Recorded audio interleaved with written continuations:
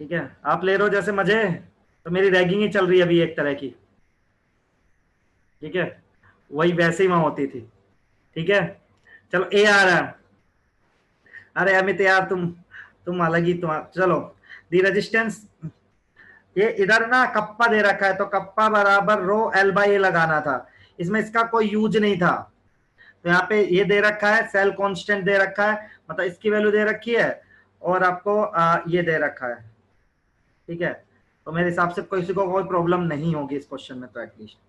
चलिए question number 4, फटाफट question 4 करो सब।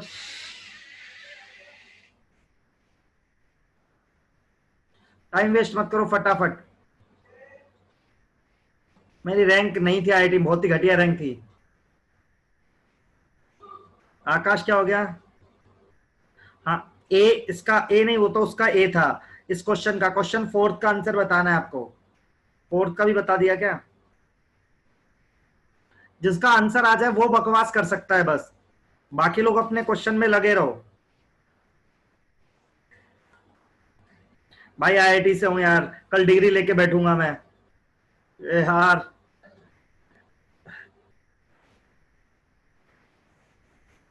कल से मैं ऐसे डिग्री लेके बैठूंगा अपनी, ठीक है? तो आप देखते रहना।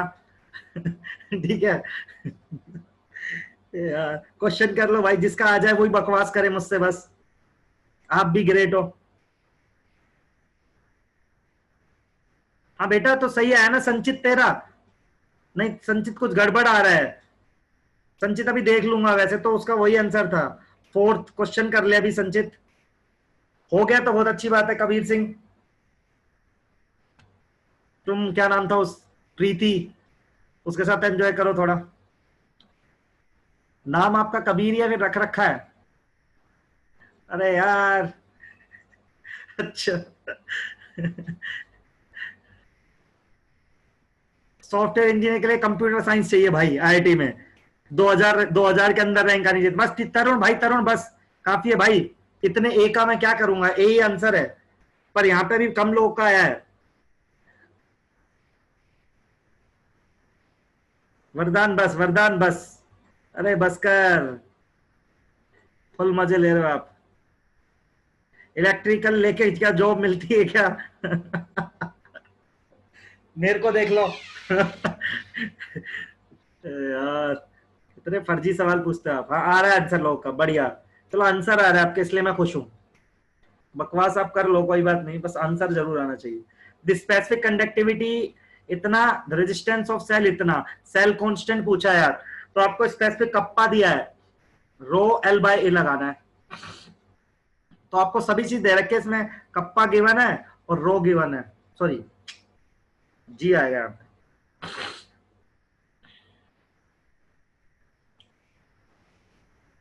ठीक है, किसी को, यार किसी को डाउट हो तो पूछ लो।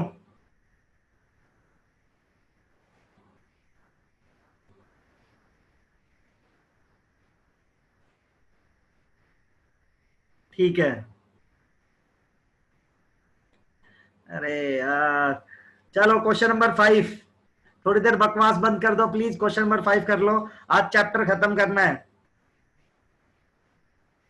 जैसे मैकेनिक बनना हो से आईटी में कौन सी ब्रांच ले। मैं आपके सारे फर्जी सवालों का आंसर एंड में 10 मिनट ना खोल दूंगा। एंड में 10 मिनट आपका माइक खोल दूंगा, आप बोल लेना मुझसे। चिराग, कौन से क्वेश्चन का आंसर आ रहा है तेरा? तरुण यार एक बार, तरुण एक बार लिखे यार, बाकी लोग का आंसर नहीं देख पाऊंगा। पोल पे आंसर कर लेना तरुण 100 बारी, तो हमें को डिस्टरबेंस नहीं होगा। सर आप टीचिंग क्यों कर रहे हो? भाई पैसा कमाने के लिए, खाने के लिए, और कुछ। ये कैसे फर्जी सवाल पूछ रहे हो, क्वेश्चन करो यार। हाँ, 5th का आंसर आ रहा है सबका, बी आ रहा है।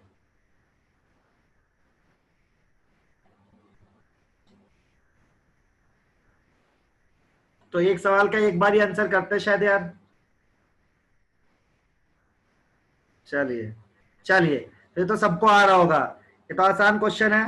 द करंट वही पूछा है।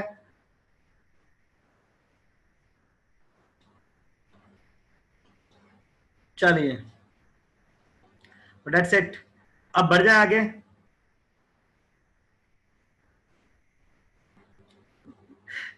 ठीक है भाई, चलो तो अब पढ़ा सकता हूं क्या? किसी कोई क्वेश्चन में दिक्कत है क्या? सर फोर्थ का आंसर 11.66 आ रहा है। यार फोर्थ का आंसर तो तुम्हारी गड़बड़ हो रही है ना? तो चलिए शुरू करते हैं फिर। ठीक है, एक बार ट्राई कर लेना। आज यार थोड़ा सा टॉपिक वो बचा है। मैं बताता हूँ आपको, मैं बताता हूँ क्या बचा है। चलिए यार, अब लोग सब लोग प्लीज सुनेंगे। फोर्थ में n/10 का कोई यूज नहीं है बेटा, बिल्कुल सही बोल रहा है, n/10 का कोई यूज नहीं है। हाँ हाँ, कैरीमेंटिक स्टाइल में बोल नहीं सकते। ठीक है, तो अब पढ़े, चलो तो फिर स्टार्ट करते हैं बिना किसी बकवास के साथ। तो सब लोग अब सुनो, ठीक है? अब प्लीज मुझे सुन लो, मैं आपकी हर बात मान लेता हूं, मेरी बात मान लो। हाँ सर देवराज, प्राइमरी और सेकेंडरी सेल भेजूंगा पढ़ने के लिए। ठीक है, चलो तो अब सब लोग सुनेंगे प्लीज। तो हमें पहला टॉपिक पढ़ना है, फैक्टर्स अफेक्टिंग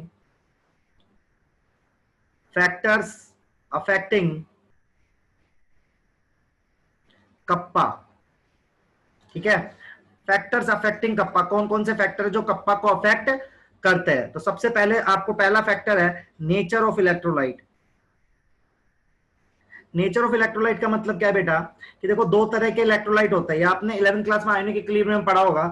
एक स्ट्रॉन्ग एसिड होता है, ठीक है, और एक होता है एक होता है स्ट्रॉन्ग एसिड और एक होता है वीक एसिड। तो स्ट्रॉन्ग एसिड की डेफिनेशन क्या होती है? कप्पा एक एनिमल का नाम भी है। हाँ बिल्कुल, अब मेरे को सुन लो प्लीज, आपको पूरा बकवास करने का टाइम दूंगा मैं, यकीन मानो आप। तो है क्या नेचर ऑफ इलेक्ट्रोलाइट? क्या है कि देखो एक स्ट्रॉन्ग इलेक्ट्रोलाइट होता है मतलब स्ट्रॉन्ग एसिड, तो डेफिनेशन क्या होती है? अल्फा वन होता है, मतलब स्ट्रॉन्ग एसिड वो होता है जो पूरी तरह से डिसोसिएट होते हैं, और वीक एसिड या वीक बेस होता है जो पूरी तरह से डिसोसिएट नहीं होते। तो जाहिर सी बात है, जो इलेक्ट्रोलाइट जितने ज्यादा आयन देगा, जो इलेक्ट्रोलाइट जितने ज्यादा आयन देगा उसका कंडक्टेंस उतना ही ज्यादा होगा, इसलिए स्ट्रॉन्ग इलेक्ट्रोलाइट का कंडक्टेंस वीक से ज्यादा होता है। पहला फैक्टर। तो कप्पा किस पे डिपेंड करता है? नेचर ऑफ इलेक्ट्रोलाइट पे। तो एक स्ट्रॉन्ग इलेक्ट्रोलाइट का कप्पा ज्यादा होगा as compare to weak electrolyte. दूसरी बात करते हैं अपन टेम्परेचर की। आप सबको याद हो तो मैंने कहा था कि तीन तरह से रेजिस्टेंस आता है इलेक्ट्रोलाइटिक कंडक्टर में, सोल्यूट सोल्यूट का इंटरेक्शन, सोल्यूट सोलवेंट का इंटरेक्शन, और सोलवेंट सोलवेंट का इंटरेक्शन। तो जब आप टेम्परेचर को इंक्रीज करते हो, राइट, तो मैंने बताया था टेम्परेचर को इंक्रीज करते हो तो इंटरेक्शंस वीक हो जाते हैं और कंडक्टेंस क्या हो जाता है? इंक्रीज हो जाता है। तो जब आप टेम्परेचर रेज करेंगे तो कप्पा बेटा इंक्रीज हो जाएगा। ठीक है, नहीं एसोसिएशन या डिसोसिएशन की बात नहीं हो रही बेटा, यहाँ डिसोसिएशन की बात हो रही है तरुण, क्योंकि इलेक्ट्रोलाइट ले रखा है। तो पहला फैक्टर है nature of electrolyte, strong electrolyte का कप्पा ज्यादा होगा वीक इलेक्ट्रोलाइट से। दूसरा फैक्टर है मेरे पास, है मेरे पास, हटा रहा हूं पोल यार, सॉरी। तो दूसरा फैक्टर है मेरे पास, क्या है? टेम्परेचर इंक्रीज करने से वो इंटरेक्शंस वीक होते हैं और कप्पा इंक्रीज होता है। लिख लीजिए प्लीज आप दोनों फैक्टर्स, फिर मैं तीसरा फैक्टर सिखाऊंगा।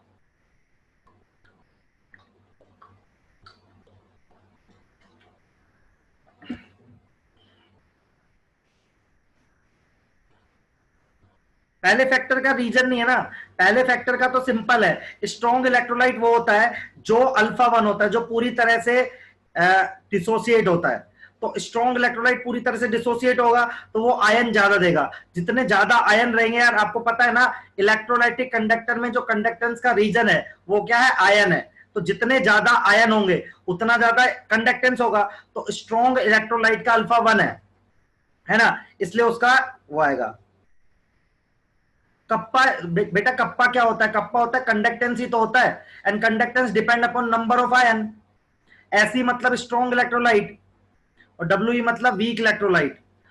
इंटरेक्शंस जो मैंने बताए थे तीन बताए थे, आपको याद हो तो, solute solute, solvent solvent, solute solvent. तो जब आप टेम्परेचर बढ़ाते हो तो वो इंटरेक्शन वीक हो जाते हैं। इंटरेक्शन वीक हो जाते हैं तो होता क्या है? आयन मूव करने लगता है, मूव करेगा तो यार कंडक्टेंस बढ़ा देगा। यार वॉन्ट ऑफ फैक्टर का रोल नहीं है। तो सौम्य मैंने आपको बताया था बेटा, यहां पर कोलिजन का फर्क नहीं पड़ता है। ठीक है, आयंस की काइनेटिक एनर्जी बढ़ जाएगी when you raise the temperature. ये तो मैंने सबसे पहले ही बताया था, आपको डिफरेंस भी लिखवाया था। ठीक है, जो स्ट्रॉन्ग इलेक्ट्रोलाइट होगा उसका कंपैरिजन में, वीक इलेक्ट्रोलाइट के कंपैरिजन में कप्पा ज्यादा होगा। ठीक है, आगे बढ़ जाऊंगा। चलो, तो अब आपको ना एक चीज आपने पढ़ी होगी शायद, डाइल्यूशन, शायद आपको आता होगा, एक वर्ड पढ़ा होगा आपने 11th क्लास में, डाइल्यूशन। उसका एक्सप्लेन भी कर रहा हूं। डाइल्यूशन का मतलब होता है, मोलरिटी होते हैं मोल बाय वॉल्यूम या कंसंट्रेशन। तो डाइल्यूशन का मतलब होता है आप वॉल्यूम ऑफ द सॉल्यूशन को इंक्रीज करते हो टू डिक्रीज दी मोलरिटी या कंसंट्रेशन, है ना। तो डाइल्यूशन बढ़ाने का मतलब है आप कंसंट्रेशन कम कर रहे हो। ठीक है, डाइल्यूशन का मतलब है कि आप कंसंट्रेशन कम कर रहे हो, आप वॉल्यूम को इंक्रीज करते हो। अब हमें पढ़ना है कप्पा पे क्या फर्क पड़ेगा। अच्छा, सब लोग एक बात ध्यान से सुनो, कप्पा क्या था। मैंने कहा था L बराबर 1 पुट कर दो और A बराबर 1 पुट कर दो, मतलब यूनिट। तो कप्पा क्या आएगा, कंडक्टेंस। तो कप्पा क्या था मैं आपको याद दिलाऊं, मैंने लिखवाया भी था आपको, conductance of unit cube, conductance of unit cube.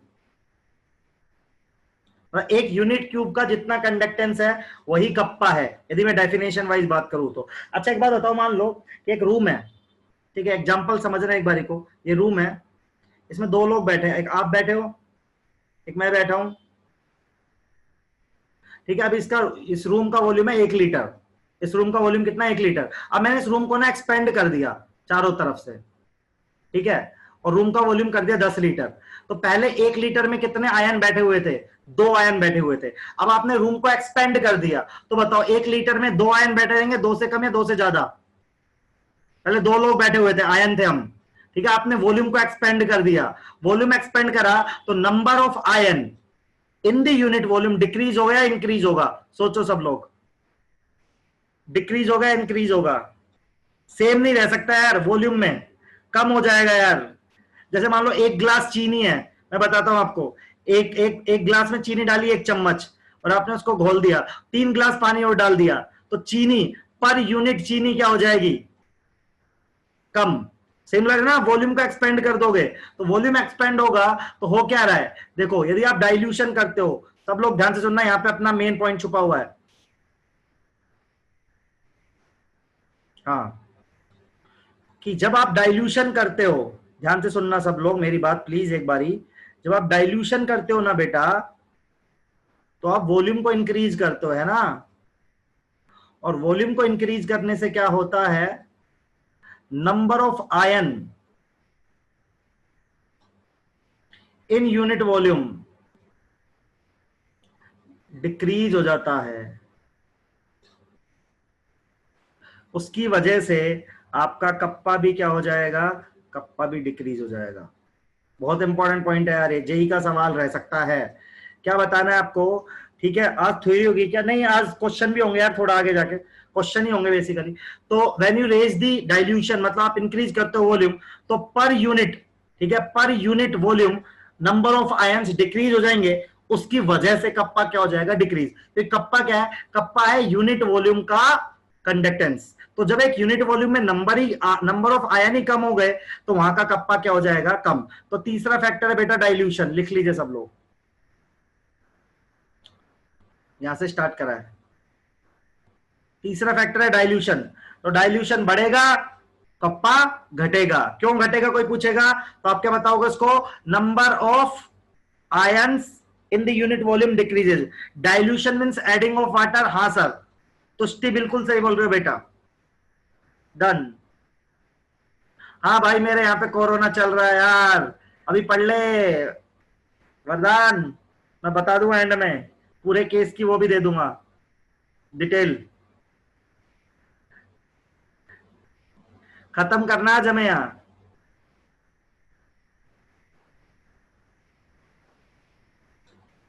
यश,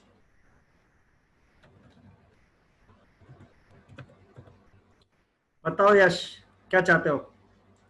का जो डिक्रीज हुआ है, अगर हम, हमारे पास जो फॉर्मूला था K = G L/L/A, है ना, हाँ उसमें हम L से मल्टीप्लाई करते हैं और L से डिवाइड करते हैं, तो हाँ, नीचे वॉल्यूम आ जाएगा। तो वॉल्यूम हम जब बढ़ाएंगे तो कप्पा डिक्रीज, ऐसे भी ले सकते हैं उससे। बिल्कुल सर, एकदम सही, एग्जैक्टली सही बोल रहे हो, यही मैं भी बोल रहा हूँ।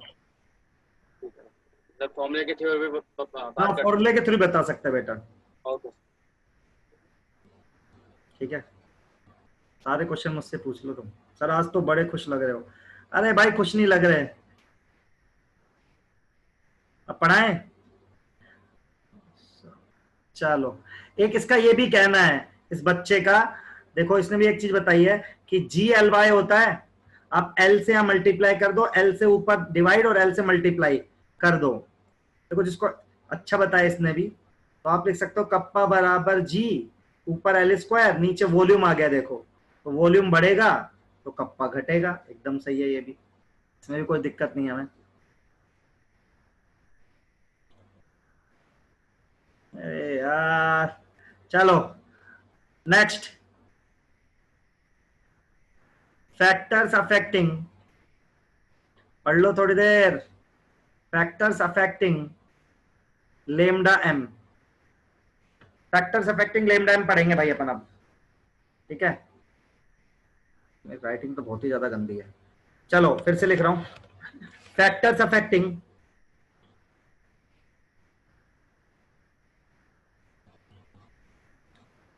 थोड़ी देर मत लिखो ना यार, लेमडा एम एक बार मुझे पढ़ा लेने दो, खत्म कर लेने दो यार चैप्टर, ठीक है। Previous slide, okay sorry sorry sorry, ये लीजिए सर।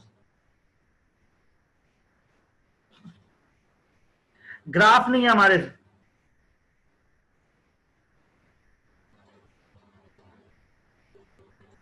के वाली चीज को ऊपर कर दीजिए थोड़ा, ये लो भाई।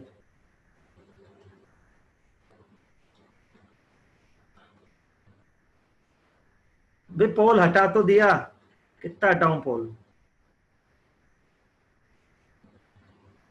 अच्छा अच्छा,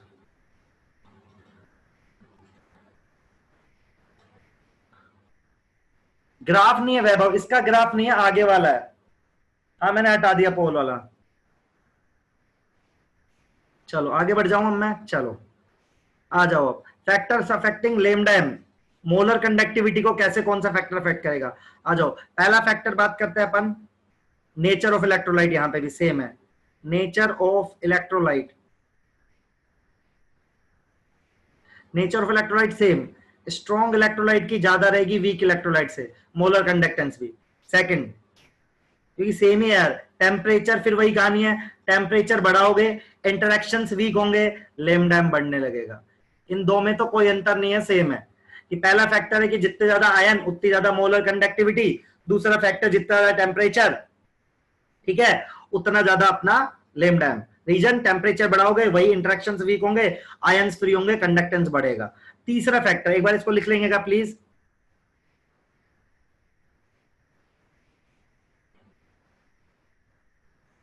डन। चलिए, तीसरा फैक्टर डाइल्यूशन है, इसको मैं फॉर्मूले से ही बता देता हूं आपको फिर।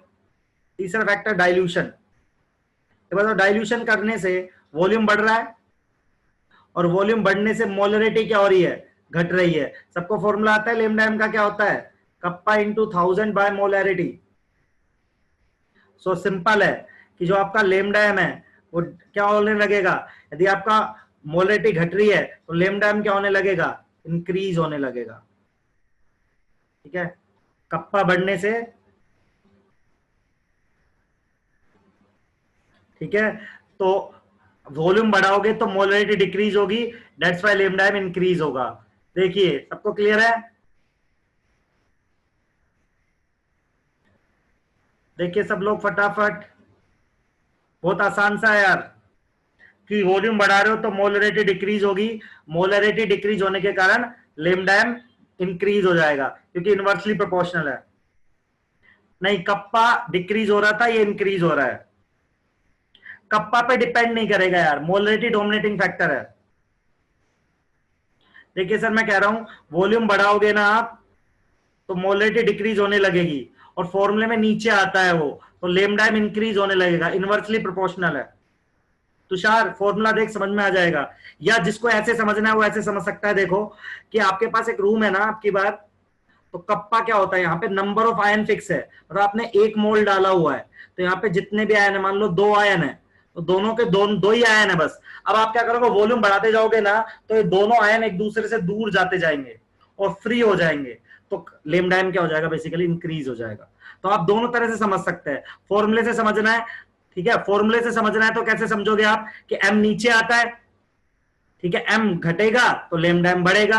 और आपको एग्जैक्टली थ्योरेटिकली समझना है तो यहां पर ना वॉल्यूम फिक्स नहीं होता। जब आपको मैंने मोलर कंडक्टिविटी की डेफिनेशन पढ़ाई होगी ना, तो यूनिट वॉल्यूम नहीं होता, वॉल्यूम कितना भी होता है। तो जैसे जैसे आप वॉल्यूम बढ़ाते जा रहे हो तो आयंस दूर दूर जाते जा रहे हैं, तो वो एक दूसरे से उनका इंटरेक्शन क्या होता जा रहा है, वीक, और वो फ्री होते जा रहे हैं। That's why molar conductivity increase होती जा रही है।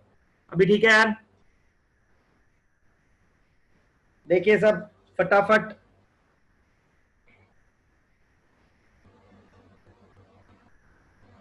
अभी देखो यार, जिसको वैभव, वो मोलरिटी डोमिनेटिंग फैक्टर नहीं है। मैं जो आपको थियोरेटिकल एक्सप्लेन कर रहा हूं ना वैभव, वो डोमिनेटिंग फैक्टर है कि यहां पर वॉल्यूम पे बाउंडेशन नहीं है बेटा, यहां पर नंबर ऑफ आयन फिक्स है वैभव।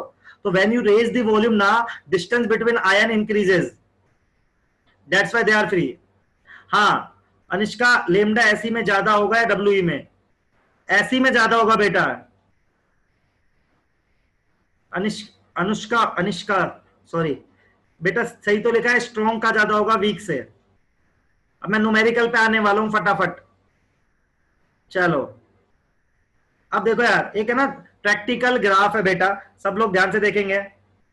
हाँ बैटरी फ्यूल सेल कब होगा वो आपको खुद को पढ़ना है, मैं नोट्स भेजूंगा आज आपको, ठीक है। तो चलिए, अब क्या है, एक ग्राफ है, प्लीज एक बार ध्यान से देख लीजिए आप, ये आपके लिए बहुत इंपॉर्टेंट है, आईआईटी वाले बच्चों के लिए। एक ग्राफ है, मैं बना रहा हूं फिर आपको समझाता हूं।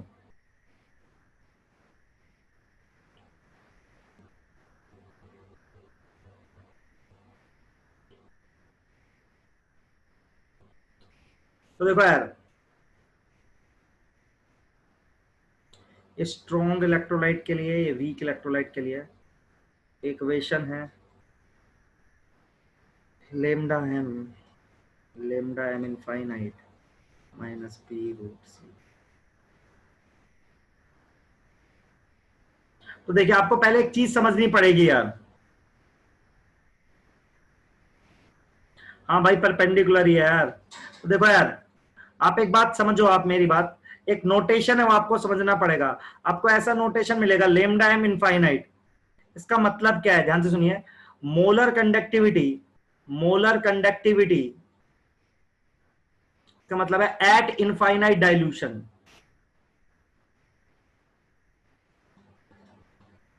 Molar conductivity eight infinite dilution.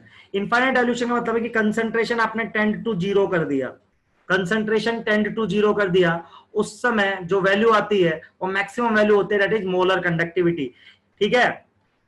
तो इसका इसका इसको बोलते हैं अपन, इसका नाम होता है, इसको डिफाइन करता है limiting molar conductivity, limiting molar conductivity.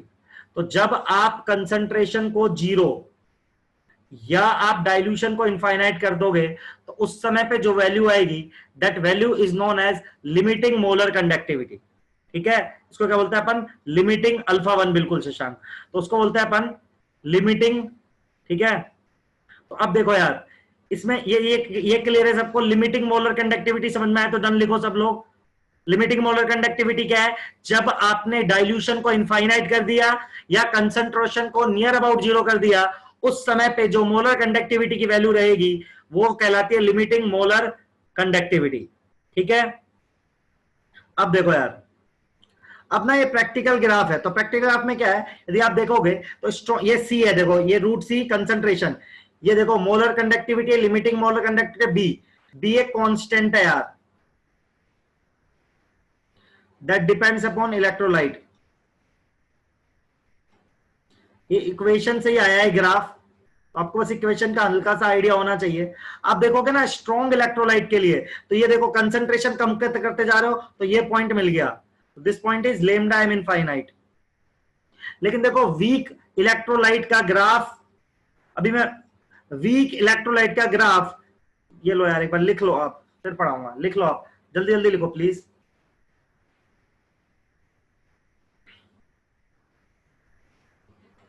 अब अपनी प्रॉब्लम समझना और प्रॉब्लम से हमें एक सॉल्यूशन लाना है, बस वही न्यूमेरिकल आएगा आपके आईटी में भी, बोर्ड में भी,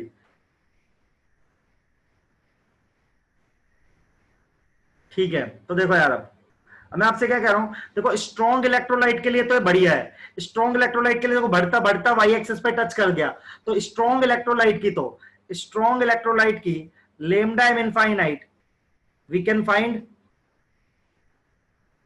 बाय द ग्राफ, है ना। लेकिन देखो वीक का ना पैरेलल हो गया, वीक का ग्राफ वाई एक्सिस के पैरेलल हो गया, तो वीक इलेक्ट्रोलाइट का lambda M we can not find by the graph. तो हमें कुछ निकालना पड़ेगा, तो हम एक तरीका निकालेंगे जिससे हम वीक इलेक्ट्रोलाइट की मोलर कंडक्टिविटी को निकाल ले। आप समझे क्या सब लोग, समझे क्या, समझे क्या, ये ग्राफ बना लो, ये लिख लो। सर ये रूट सी कहां से आया, सर ये इक्वेशन से आया, इक्वेशन का डेरिवेशन अपने सिलेबस में नहीं है, इक्वेशन से आया, जो इक्वेशन है ना, देखो यार ये ग्राफ है प्रैक्टिकल, तो इसमें जो रेड वाला है, अब देखो सी है, ये वाई एक्स एक्सिस पे सी है, तो सी को कम करता जा रहा हूं, है ना। यदि मैं सी को कम करता जा रहा हूं तो देखो स्ट्रॉन्ग इलेक्ट्रोलाइट का कट कर रहा है वाई एक्सिस को, तो मतलब यहां पे सी 0 हो गया और उसके रेस्पेक्ट में लिमिटिंग मोलर कंडक्टिविटी मिल गई। लेकिन वीक इलेक्ट्रोलाइट में जैसे जैसे कंसंट्रेशन कम करते जा रहे हो वैसे वैसे बढ़ता तो जा रहा है, लेकिन वो वाई एक्सिस के पैरेलल हो गया, तो कट नहीं किया उसने वाई एक्सिस को, सी कंसंट्रेशन है बिल्कुल, तो वाई एक्सिस को कट नहीं किया, तो हम वीक इलेक्ट्रोलाइट का लेमडा नहीं निकाल पा रहे। हाँ यार एक्स एक्सिस के पैरेलल नहीं है, थोड़ा बढ़ रहा है, थोड़ा थोड़ा इंक्रीज हो रहा है स्ट्रॉन्ग इलेक्ट्रोलाइट का। देखो मैं बता रहा हूं, आप ग्राफ देखो प्रैक्टिकली स्ट्रॉन्ग इलेक्ट्रोलाइट का ग्राफ, ठीक है।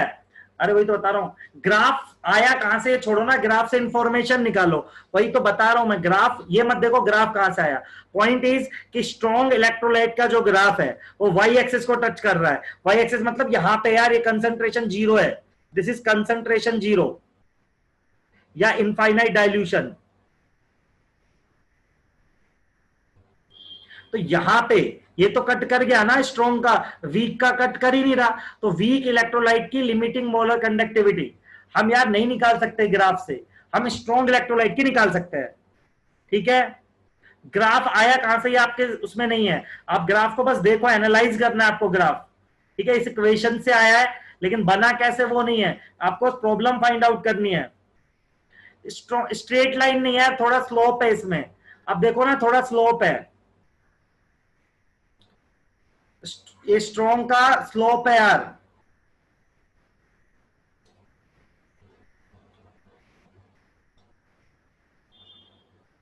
ठीक है, ऐसा है।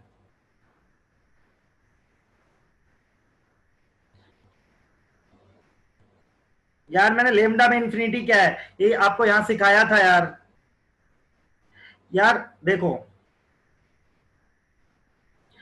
फिर से देख लो यार, सबसे पहले मैंने आपको मोलर कंडक्टिविटी बताया, तुषार देखेगा तब तो समझ में आएगा। हाँ वाई को छोड़ो अभी, देखो ये मैंने सिखाया सबसे पहले, इसका मतलब होता है molar conductivity eight infinite dilution. तो जब आप कंसंट्रेशन 0 करते हो या डाइल्यूशन इनफाइनाइट करते हो, उस समय पर जो मोलर कंडक्टिविटी होती है that is known as limiting molar conductivity. फिर मैंने कहा, ठीक है, ग्राफ बनाया मैंने, ठीक है, ये ग्राफ में मैंने कहा ग्राफ प्रैक्टिकली आया है मेरे पास, ठीक है। तो अब प्रैक्टिकली जब मैंने देखा, यार किसी एक कंपाउंड का एग्जांपल लेके नहीं बता सकते ना, आप ले लो एग्जांपल, मैं फिर से बना देता हूं ग्राफ, तुषार ले यार फिर से लिख देता हूं यार, और साफ साफ लिख देता हूं, ठीक है। तो ये ग्राफ ऐसा है कुछ, तो जो स्ट्रॉन्ग इलेक्ट्रोलाइट है उसका ग्राफ कुछ ऐसा आ रहा है, और वीक का ग्राफ आता है ऐसा। और यहाँ पे आप HCl ले लो, यहाँ पे आप CH3COH ले लो, यहां पर मोलर कंडक्टिविटी है, यहां पर अंडर रूट सी है कंसंट्रेशन, तो ये इक्वेशन है लेमडा एम बराबर lambda M infinite minus B root C. यहाँ सी कंसंट्रेशन है, लिमिटिंग मोलर कंडक्टिविटी है, तो जो बी है वो एक कांस्टेंट है जो कि इलेक्ट्रोलाइट पे डिपेंड करता है। अब मैं आपसे ये कह रहा हूं सिंपल कि आप देखोगे ना स्ट्रॉन्ग इलेक्ट्रोलाइट का कट कर रहे हैं यहाँ पे ग्राफ, मतलब ये पॉइंट क्या है, यहाँ पे पॉइंट है, this is concentration is near about 0, मतलब इनफाइनाइट डाइल्यूशन। तो स्ट्रॉन्ग इलेक्ट्रोलाइट का कट करता है, देखो वीक का कट नहीं कर रहा, पैरेलल हो गया है, वाई एक्सिस के पैरेलल ग्राफ चल रहा है, ठीक है।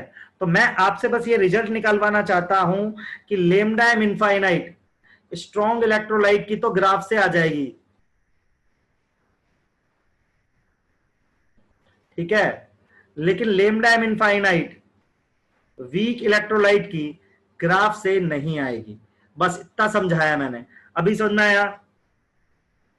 हाँ सर, इक्विवेलेंट कंडक्टेंस और इक्विवेलेंट कंडक्टर इक्वल होता है। तो अब मेरा टारगेट क्या है, मेरे को एक तरीका ऐसे निकालना है जिससे मैं वीक इलेक्ट्रोलाइट की निकाल पाऊं। अभी देखो तुषार, क्लियर है यार?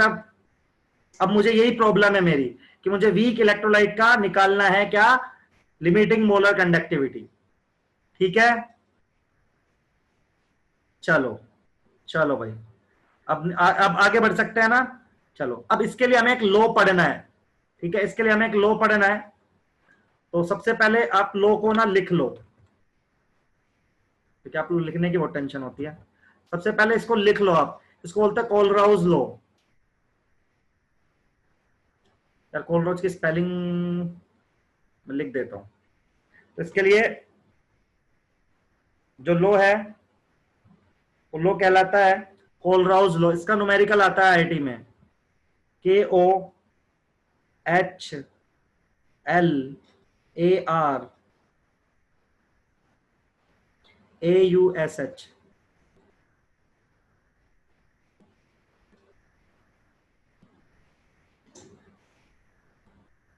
तो कोलराउज लॉ है,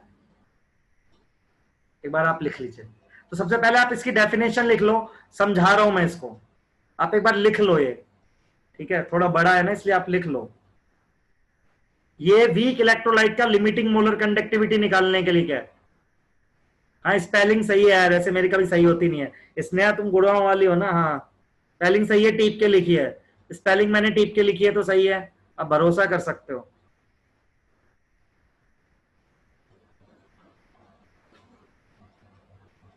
चलो अब ये सीखना है यार, यहाँ पे आईआईटी का सवाल है यार। अब तो मैंने सही लिखी है स्पेलिंग यार,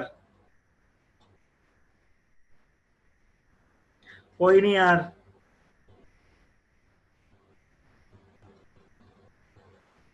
कोई बात नहीं, स्पेलिंग के लिए आप माफ कर दो, आप लिख लो प्लीज। इसका क्वेश्चन आईआईटी में आता है, प्लीज एक बार लिख लो फटाफट, बहुत इंपॉर्टेंट है ये।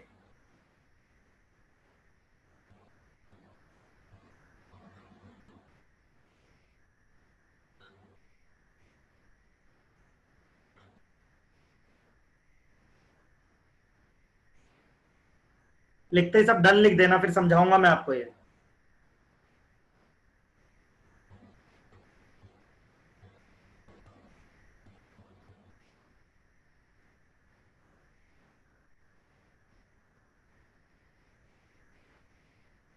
ठीक है यार, ए हटा देता हूं, एक ए ज्यादा बताया स्पेलिंग में। डन। चलो सब लोग सुनो, अब ये क्या है, ये लो ना इनफाइनाइट डाइल्यूशन पर लागू होता है। साइना, आप क्या पूछ रहे हो साइना बेटा? ने पूछा क्या है? अच्छा अच्छा, हाँ ठीक है ठीक है, हाँ नोट्स भेज दूंगा सर। हाँ ग्राफ क्या आपको देखना है एक बारी? लड़के एक बार इसको मैं एंड में दिखा दूंगा, साइना में दिखा दूंगा एंड में, एक बार ही हो जाने दे।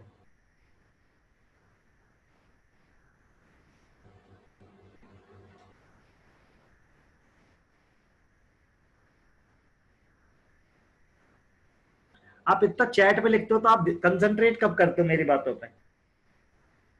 अब इतना लिखते रहते हो, जैसे मैं भी मीटिंग अटेंड करता हूँ जूम पे ही, तो मैं तो कुछ चैट पे लिख ही नहीं पाता हूँ, ये मीटिंग चल रही होती तो मीटिंग सुनता हूँ। आप लोग इतना चैट पे लिख भी देते हो धड़ाधड़, हम महान हैं। सही बात है बेटा। चलो भाई अब पढ़ाओ आगे यार, चलो बढ़िया है। चलो एक्सपीरियंस है तुम्हें, हाँ पता है भैया मैं। चलिए तो ये लो ना, अब सुनो सब लोग प्लीज, आईआईटी का सवाल है। अब सब लोग सीरियस होकर समझना, यहाँ पे आईआईटी का सवाल बनते हैं दो। जो बहुत प्रायोरिटी पर रहता है यार। तो जितने भी लोग आईआईटी की तैयारी कर रहे हैं स्पेशल, और जो नहीं भी कर रहे उनका बोर्ड में सवाल आएगा, ठीक है। तो देखो पॉइंट क्या है मेरा, ये लो ना इनफाइनाइट डाइल्यूशन पर लागू होता है। इनफाइनाइट डाइल्यूशन पे क्या है कि यदि आप इनफाइनाइट की डाइल्यूट कर दोगे, मतलब वॉल्यूम को आप इनफाइनाइट कर दोगे, तो सब आयन ना फ्री हो जाएंगे।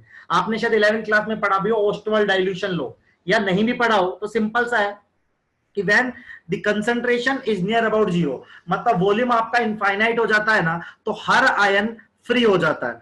जैसे मैं क्या बात कर रहा हूं आपसे, जैसे मान लो आपके पास लेमडा एम ऑफ NaCl लिखना है आपको, ठीक है, इनफाइनाइट डाइल्यूशन पे, तो आप इसको ऐसे लिख सकते हो, हर आयन का इक्वल कंट्रीब्यूशन होता है यार मोलर कंडक्टिविटी में। किस पर? क्योंकि इनफाइनाइट डाइल्यूशन में हर चीज पूरी तरह से ब्रेक हो चुकी है। जैसे आपको लिखना है lambda M infinite of MgCl2. This can be equal to lambda m infinite of Mg2 plus 2 into lambda L infinite of Cl minus.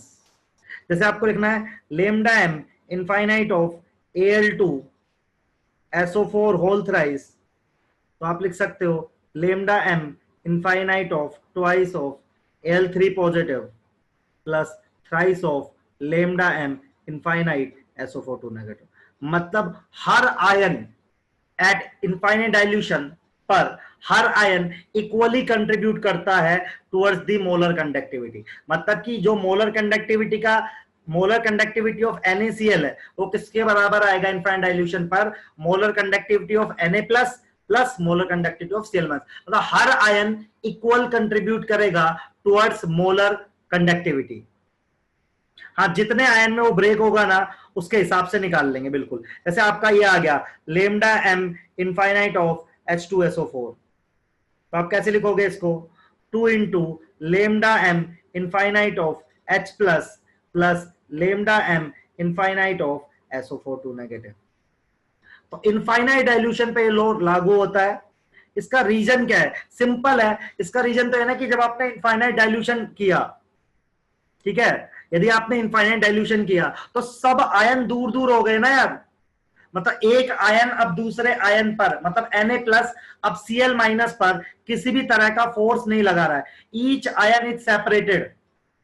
सिर्फ ये क्योंकि इनफाइनाइट डाइल्यूशन पे ही वो पूरी तरह से टूटते हैं। इनफाइनाइट डाइल्यूशन का मतलब है एक आयन दूसरे आयन पे किसी भी तरह का फोर्स अब नहीं लगा पा रहा। मैं बताता हूं आपको छोटा छोटा सा एग्जांपल। मान लो आप और आपका फ्रेंड हो, ठीक है, आप सुनना मेरी बात को, आपको मेरी बात सुनना कि आप 30 बच्चे हो मान लो मेरी क्लास में, और आपको ना ये बोल दिया जाए कि 30, आप एग्जांपल सुनना, समझ में आ जाएगा आपको 30 क्वेश्चन का एक पेपर दे दे, है ना, और आपसे बोले कि आप इनफाइनाइट टीप सकते हो, आप इनफाइनाइट टीप सकते हो, तो आप क्या करोगे? सब लोग, हर बच्चा एक एक क्वेश्चन तैयार कर लाएगा, 30 बच्चे 30 क्वेश्चन तैयार कर लेंगे, ठीक है, और आप इनफाइनाइटली टीप सकते हो, तो हर बच्चा अपना इक्वली कंट्रीब्यूट कर पाएगा। तो सिमिलरली जब डाइल्यूशन इनफाइनाइट है, मतलब एक आयन दूसरे आयन से बहुत ज्यादा डिस्टेंस पर है, तो एक आयन दूसरे आयन पे किसी भी तरह का फोर्स नहीं लगा रहा, मतलब सब फ्री है।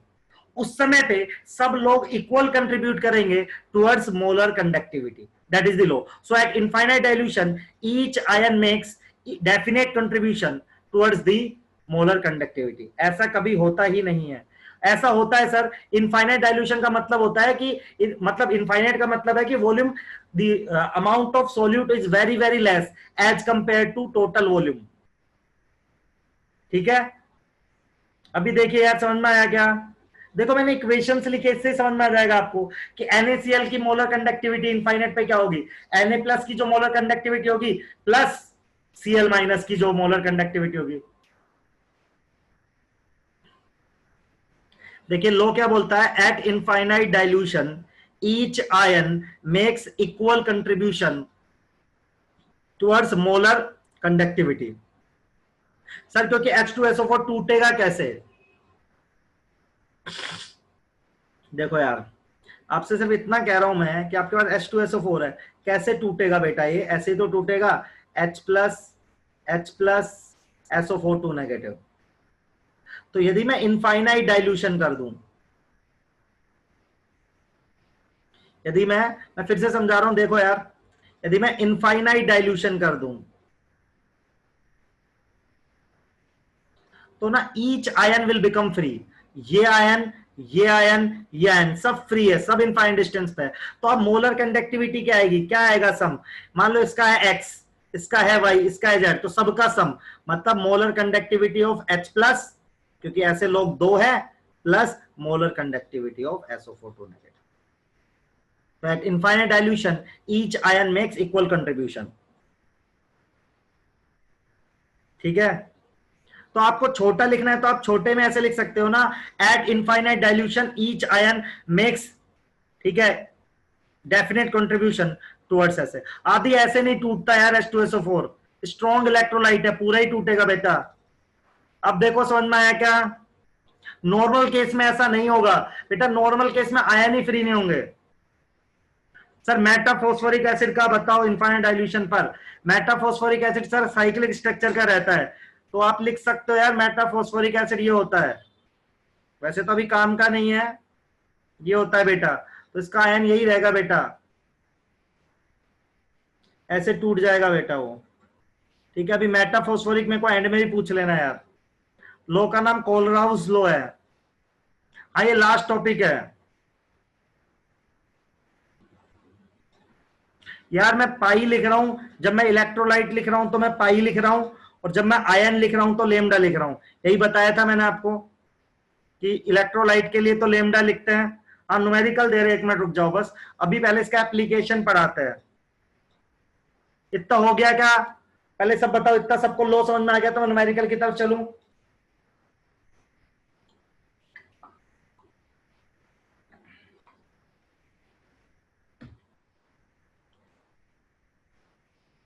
चलो बढ़िया है, तो देखो अब अपना टास्क क्या है,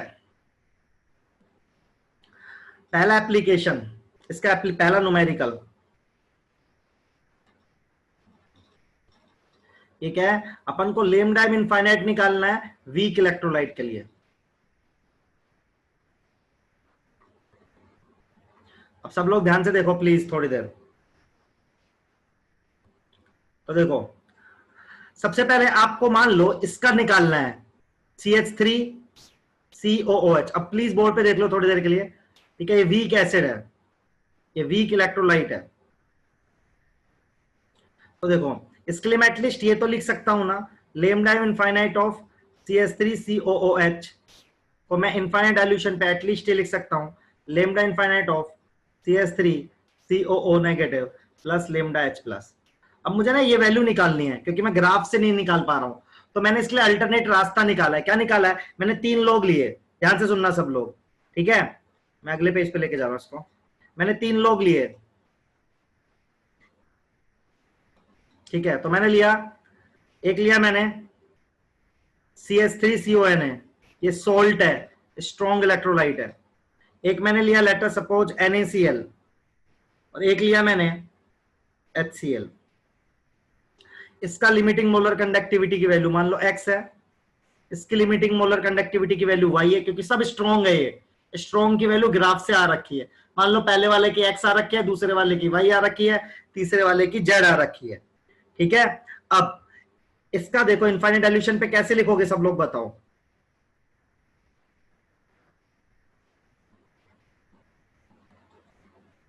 इसका इनफाइनाइट डाइल्यूशन पे आप ऐसे लिखोगे कोलराउस के अकॉर्डिंग, इसका कैसे लिखोगे बताओ।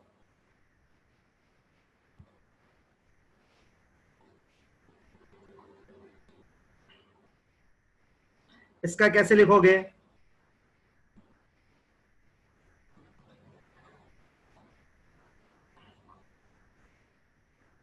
अब देखो यार सब लोग ध्यान से सुनना, ये इक्वेशन है 1, ये 2, ये 3, मुझे पहली वाली इक्वेशन बनानी है, तो क्या करूं बताओ। यदि मुझे पहली वाली इक्वेशन बनानी है तो क्या करूं बताओ, किन दो को जोड़ूं बताओ। मुझे पहली वाली इक्वेशन बनानी है, मुझे क्या क्या चाहिए, मुझे एक तो ये चाहिए और एक मुझे ये चाहिए।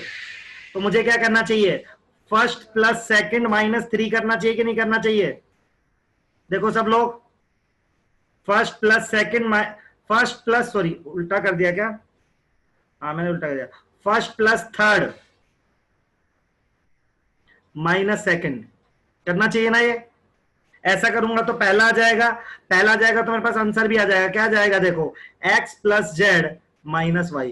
तो मोलर कंडक्टिविटी आ गई मेरे पास वीक इलेक्ट्रोलाइट की। देखो सब लोग, मेरे को यही तो निकालना था। And this is equal to the molar conductivity of this, and which is equal to x plus Z minus Y. तो देखो पहला एप्लीकेशन समझ में आया क्या सबको?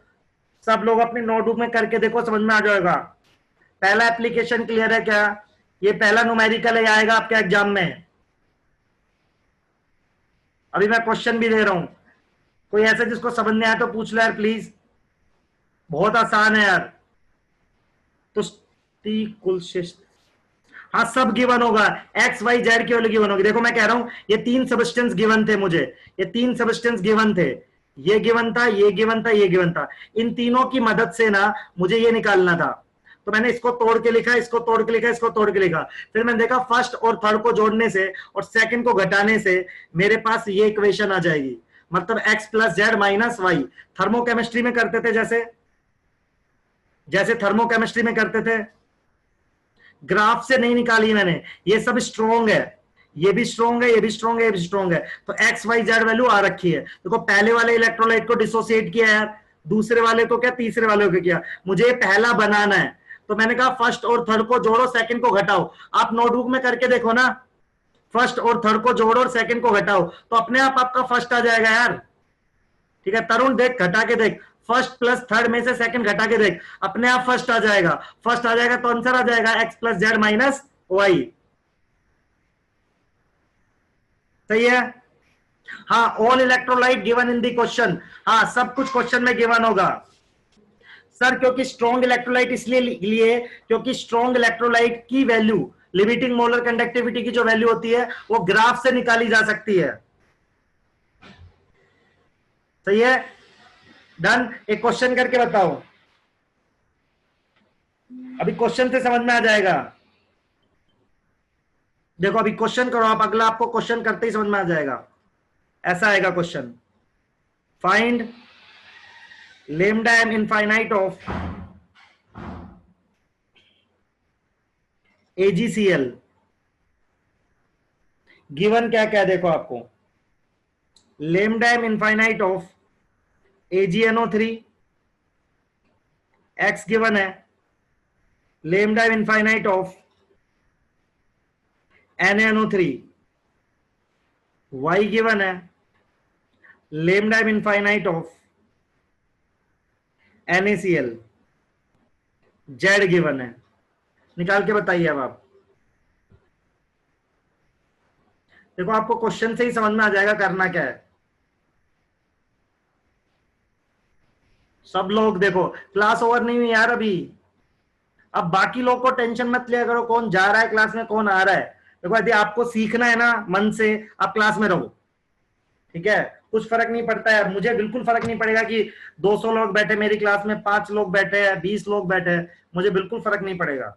ठीक है, आपको भी नहीं पढ़ना चाहिए। आप अभी बैठो, क्लास का टाइम कहाँ हुआ अभी, अपना न्यूमेरिकल पक्का करके जाओ यार, आईआईटी का है, इसमें एक्स वाई जेड की न्यूमेरिकल वैल्यू गिवन होंगी बस। आप प्रीवियस ईयर देखोगे तो हर साल सवाल आ जाता है। सबका आ रहा है? बिल्कुल सही है। जैसे AgNO3 को कैसे लिखोगे आप, lambda m infinite of Ag plus plus lambda m infinite of NO3 negative. ठीक है, फिर इसको कैसे लिखोगे आप, lambda m infinite of Na plus plus lambda m infinite of NO3 negative. इसको कैसे लिखोगे, lambda m infinite of Na plus plus lambda m infinite of Cl। अब आपको चाहिए AgCl बनाना है, तो देखो किस किस क्या क्या चाहिए आपको, एक तो Ag चाहिए और एक आपको ये चाहिए, मतलब फर्स्ट और थर्ड तो जोड़ना है और सेकंड इसमें से घटाना है। चलो एक क्वेश्चन और करो सब लोग, पक्का हो जाएगा।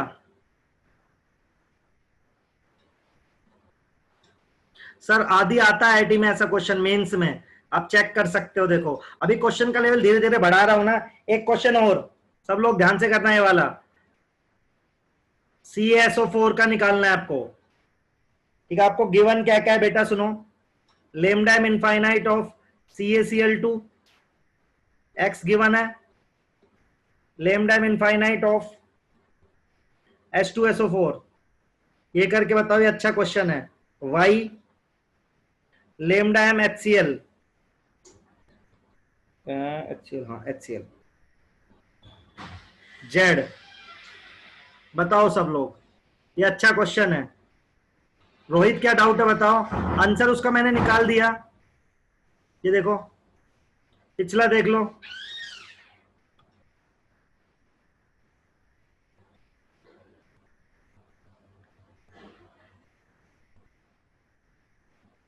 ठीक है, अब नेक्स्ट सवाल ये और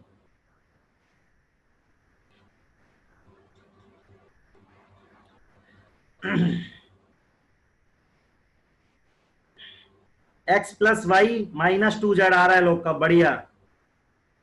हाँ मैंने गलत लिख दिया क्या पिछले क्वेश्चन का आंसर? हाँ सॉरी, मैंने पिछले क्वेश्चन, अच्छा इसका आंसर गलत लिख रखा है मैंने। हाँ यार सही कह रहा हूँ, x plus Z minus Y आएगा। हाँ इसका मैंने गलती से गलत लिख दिया है वो, सही कह रहे थे यार। ये वाला क्वेश्चन करिए अब।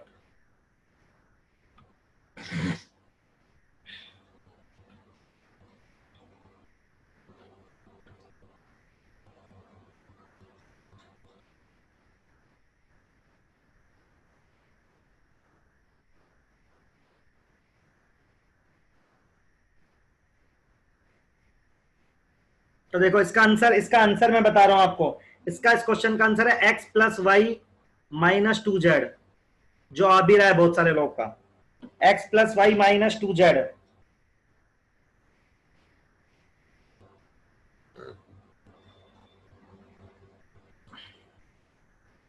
तो देखो जिनको समझ नहीं आ रहा है वो देख लें, इसको आप ऐसे लिखोगे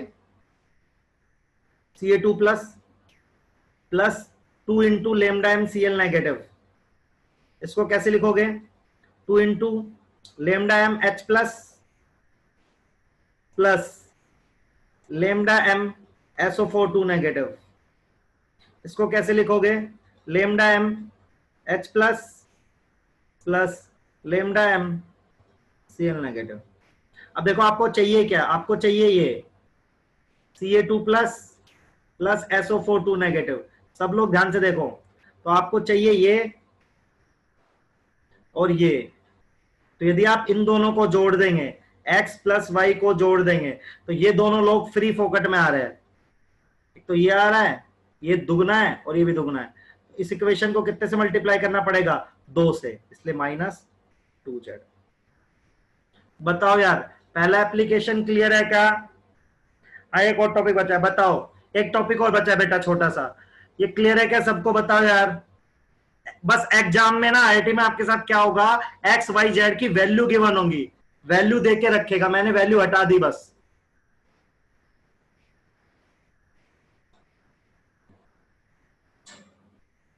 हाँ लेमडा ही लिख रहा हूं सर।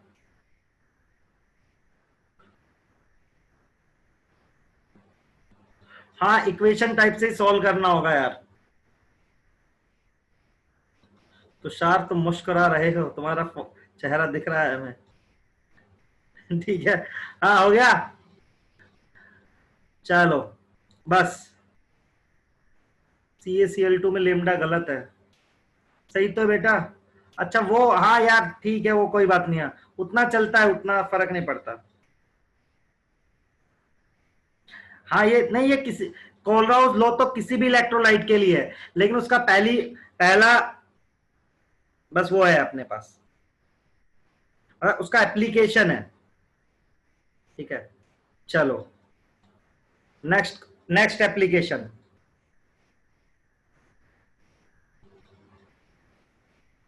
नेक्स्ट एप्लीकेशन तो एक फॉर्मूला है छोटा सा यार, ठीक है, बस वो आपको याद रखना है और चैप्टर हमारा खत्म हो जाएगा लगभग।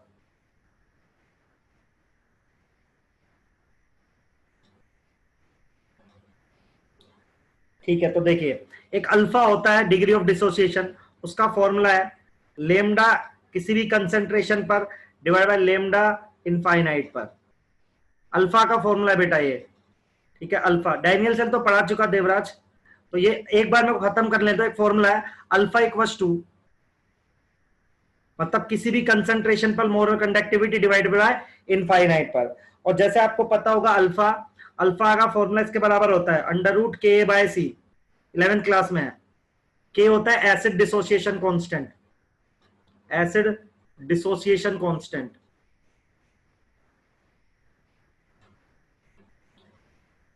और सी होता है कंसंट्रेशन। तो आप क्या करते हो, इलेक्ट्रोकेमिस्ट्री से अल्फा निकालते हो, इस अल्फा को यहाँ पे सब्स्टिट्यूट करते हो और के निकालते हो। एक न्यूमेरिकल ये आ सकता है आपके एग्जाम में। सर कॉपर और जिंक का जो सेल मैंने पढ़ाया था वही था। तो एप्लीकेशन इसकी दूसरी है, दूसरी application is you can find out the alpha with the help of limiting molar conductivity. क्या होता है, मोलर कंडक्टिविटी किसी भी कंसंट्रेशन पर divided by molar conductivity eight infinite dilution पर, ठीक है, अल्फा के बराबर होती है। और आप अल्फा को √K/K इक्विलिब्रियम वाला है, बिल्कुल सर, K इक्विलिब्रियम वाला है, इक्विलिब्रियम कांस्टेंट ही एसिड डिसोसिएशन कांस्टेंट, ठीक है, K acid dissociation constant.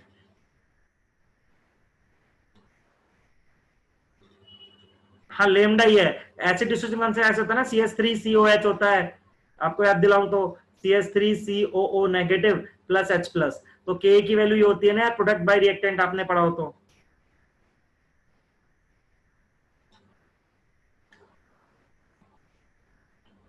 This is K 11th class में आपने जो पढ़ा था।